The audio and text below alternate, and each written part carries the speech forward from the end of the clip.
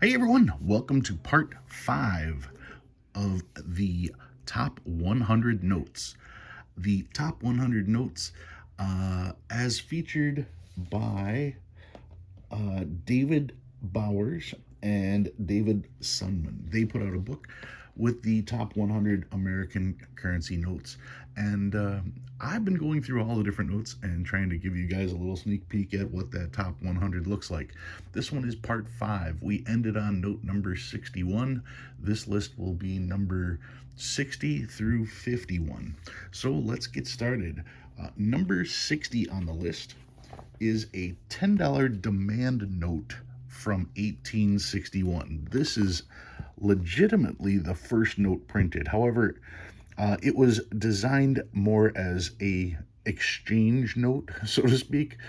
It's called a demand note because it was quite literally that. You could claim $10 on demand from the government. So it was more of a promissory note than actual currency.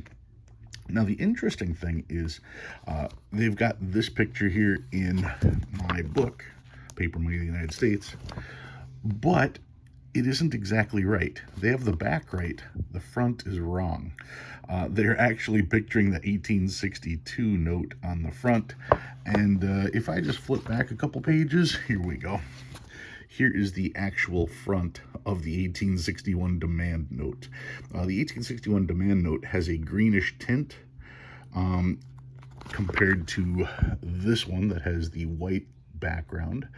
So this is actually the 1862, and this one would be the 1861. They look very, very similar. You can see the backs are different. This is the back of the 1862, but that is the front of the 1862 with a light greenish tint, and that would be the back of the 1861 right there. That one is number 60 on the list. Now, according to the book, there are roughly 160 to 180 of these still out there, and they can get kind of expensive. In a VF, you're talking about $13,000 for one of those. You can see here it's got $15,000 for a VF. So yeah, that is number 60 on the list, the $10 1861 demand note. Number 59 on the list, if I can get the glare out of the way, this is the $100 National Bank Note series of 1902. This would be from the second series or second charter period of national banks. It's the tail end, if I recall. Now, what makes this note special, the $100 note, is the fact that it has a red seal, and they went with red for the charter numbers. There's the back of it right there. Now, having the red number, that was pretty much the best way to say that was kind of like the first print run of these. They then switched over to a blue charter number and a blue seal. So finding the red seal out there, that's what makes this one so rare and so tough to get. You're talking anywhere from 160 to 200 of these out there. And in VF, you're talking about 10 grand on one of these particular $100 notes. So that is number 59, the series of 1902 $100 National Bank Note, the red seal. Number 58 on the list is an 1875 $2 National Gold Certificate. 1875 $2 National Gold Certificate looks a lot like the regular national banknotes, but the paper itself was actually tinted gold. You can kind of see that on the drawing of the back here. Now, these came about basically in California. You can look here for the locations: San Francisco, Sacramento, Stockton, Santa Barbara, San Jose, Oakland, etc. Because gold coins obviously were being used quite often. The gold bank certificate, as you can see, has pictures of the actual gold coins on the back. That makes these extremely high demand notes. This particular note, as you can see, the $20 version, uses the same brown back basic idea that you see with the second charter series, minus, of course, the picture here. You've got the eagle for the U.S., and you're going to have the particular city here. You can see this one's California, so they're all going to have California there.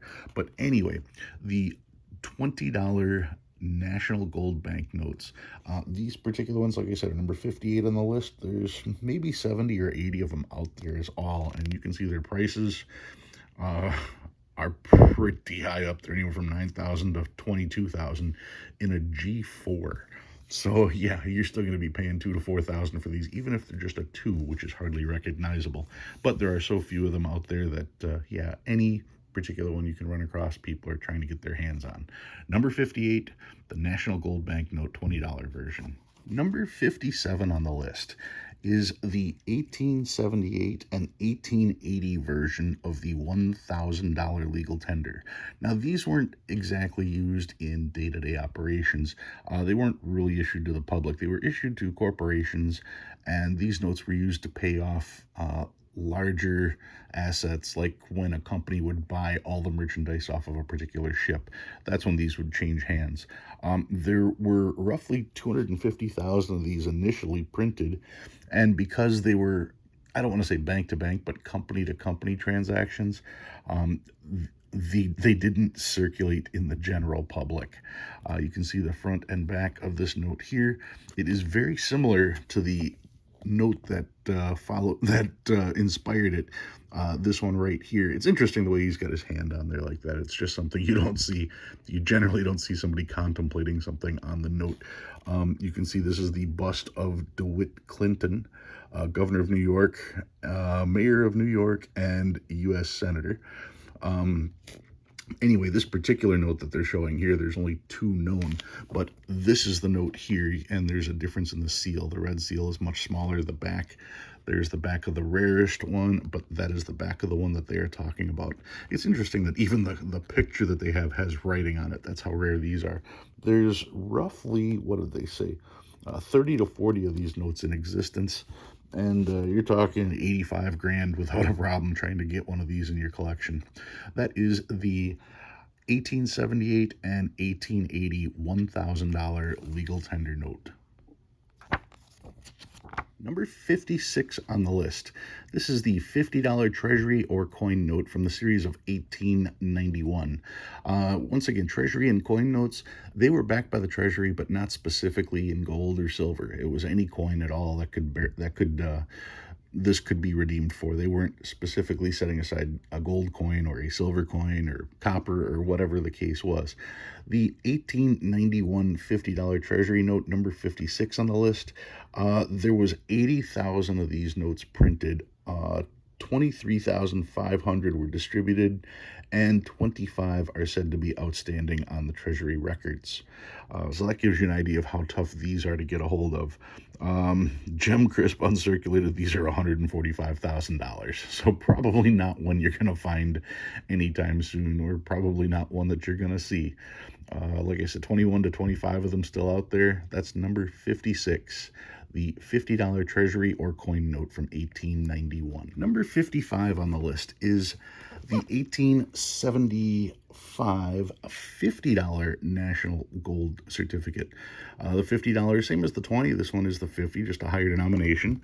Once again, has the familiar brown-back look, with the exception of the center picture. The center picture, once again, showing the actual gold coins that were in use. These were used all throughout California, and because of that, they didn't circulate very far east, so that made these extremely tough to find for collectors.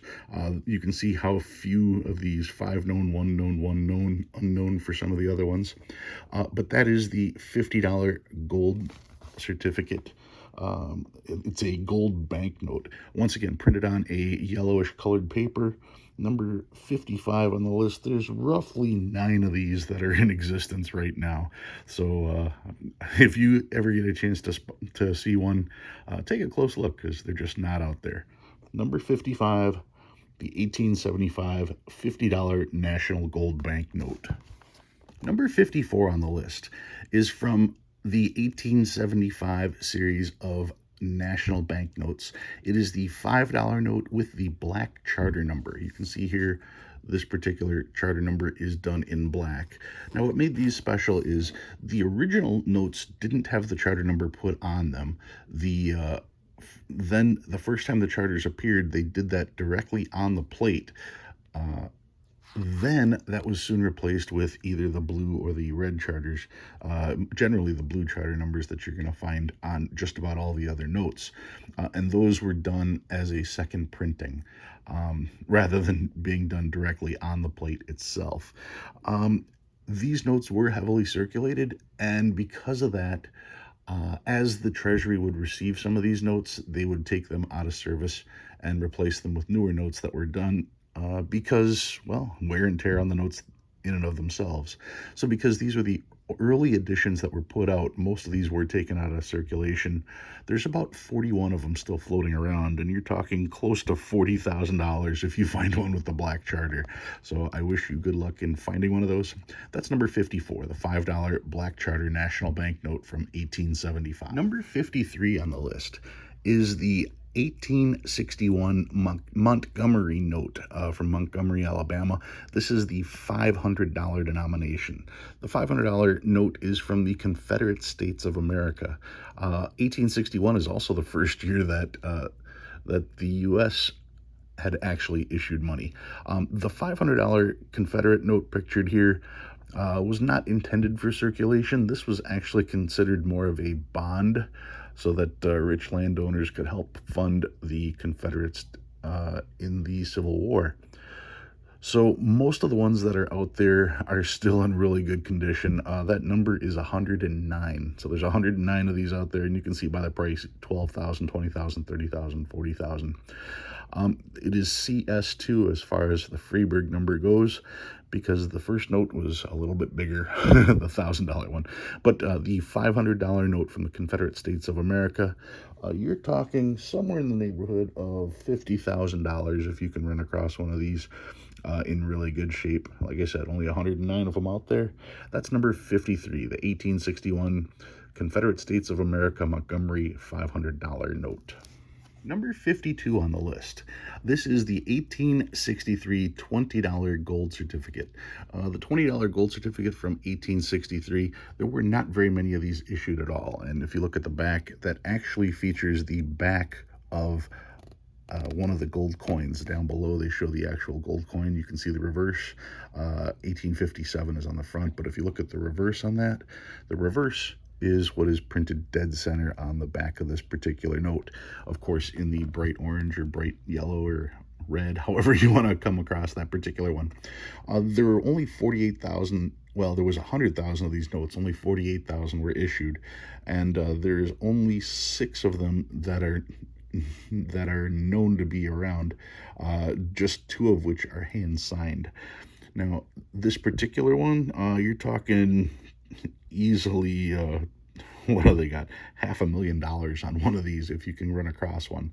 That is number 52, the $20 gold certificate from 1863. And finally this week, number 51, this is the 3rd issue 50-cent fractional currency featuring Francis Spinner, F.E. Spinner. He was the Secretary of the Treasury, I believe, and has one of the most ornate signatures that you're going to see on most notes. He is the one that designed fractional currency, came up with the idea for postal currency, which became fractional currency. He also decided who was going to be on it, and this particular note, he put himself.